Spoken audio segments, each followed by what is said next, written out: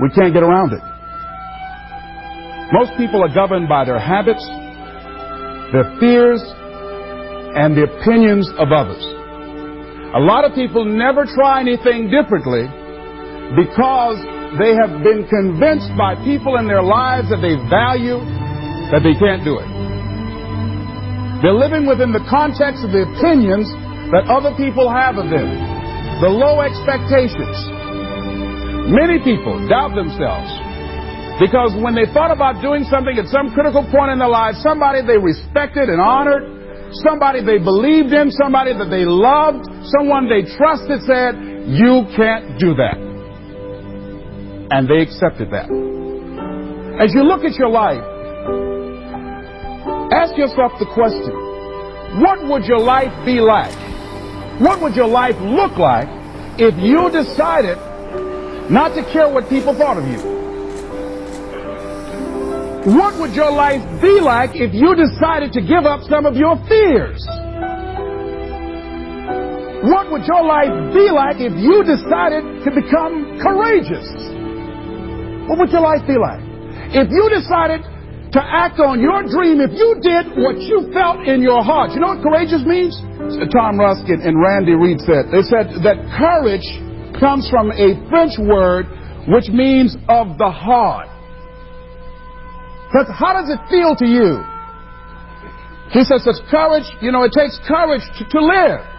Says most people go through life not allowing themselves to step out because they don't want to let go. They don't want to be blown around. They don't want to be moved. The courage to face life's whirling wind of contradictions. The courage to love yourself. The courage to love. For years, I was afraid to love. The courage to take a chance.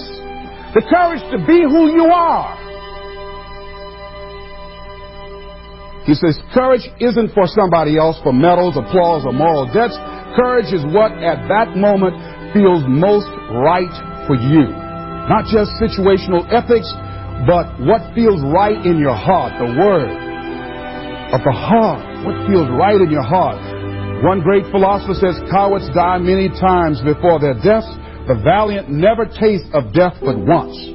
What does that mean? The valiant people aren't afraid? No. It means that they experience that fear and they move forward. They move forward anyhow. Many people are dead now. Many people are allowing their dreams to die. Many people are allowing the ideas to lie dormant and collect dust. Many people have all this talent and ability that they are allowing to be buried inside of them, that they will take with them to their graves because they didn't have the courage to be who they are.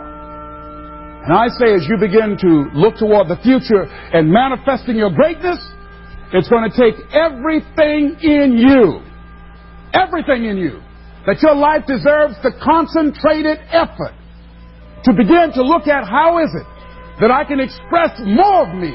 How is it that I can bring my ideas out here now? How is it? And start living with a sense of urgency because you're here today. You're gone today. Life is unpredictable. It's uncertain. There are no guarantees. No guarantees out here at all. So holding back, what are you waiting on? Ask yourself, what's the benefit of your waiting? What's the benefit of your not living your dream? What's the benefit of not listening to yourself? Oh, please, listen to yourself. You know the feelings. If you start listening to the feelings in your heart, and I'm doing it now more every day, I find that my feelings, I can trust them. And I say to you that as you look toward the future, you look at life on a daily basis. If there's something that you have been given, if you've heard something within yourself that you know that what you're doing now doesn't fit for you, it doesn't work for you, it's not giving you what you want, and there's something else that you want to do, don't allow that inner doubt in you to talk you out of it. To build a case on why you can't have it. To tell you why you're not good enough. You ignore that inner voice and all of the external voices. Don't judge the possibilities for what you can do based upon the circumstances, because the circumstances won't determine who you are. Don't determine what you're able to do based upon your resources. Don't determine what's possible for you based upon where your life is right now. Where your life is right now is not you. That's just what it is right now. But the possibilities for you are unlimited. If you're in a rebuilding process, it's unlimited. If you're coming back from adversity and devastation, it's unlimited of what you can do. That's the capacity of human beings. It doesn't matter how many mistakes you've made. It doesn't matter how many flops you've had. It doesn't matter how much money you've lost. In fact, I see it only as an investment of what you learn from life. Not losses, but investments of what's possible for you. And I say to you that once you start listening to yourself and as you begin to act on your dream, as you start just trying to find your way, doing what you can with what you have, you will start seeing things opening up for you. You'll start attracting people. You say, where'd they come from? Things will start coming together, clicking for you. You say, whoa. You start brainstorming. Ideas will come out of nowhere as you focus on it. The key to it is to begin to focus on what it is you want to do. Why, Les? Why is that important? Because as you focus on that which you want to do, that which we focus on, that which we give our energy to, it will begin to multiply. It will begin to expand. It will begin to develop your consciousness. And out of that comes your greatness. Out of that comes a commitment. Out of that comes a passion for life. Out of that comes a special power that you have in you that you haven't even called on yet. See, the powers that we have will never reveal themselves if we don't challenge them, if we don't put ourselves in a position where we have to use them.